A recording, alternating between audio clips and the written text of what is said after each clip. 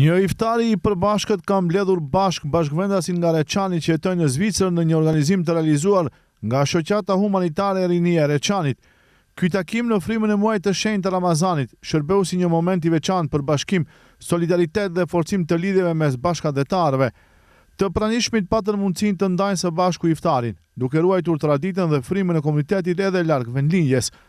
Organizatorët nga Shoqata Humanitare e Rinia e Reçanit falenderuan përzemërsisht të gjithë pjesëmarrësit për praninë dhe kontributin e tyre, duke theksuar se aktivitetet të tilla forcojnë unitetin dhe lidhjen mes bashkëvendasve në Mërgat.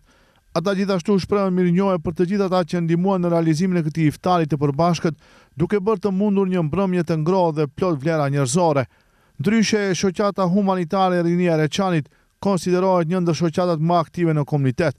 Gjatë vitit ajo realizon 10 aksione humanitare me qëllim mbështetjen e familjeve dhe kategorive të njerëzve në nevojë, duke dëshmuar vazhdimisht frymën e solidaritetit dhe ndihmës mes bashkëvendasve.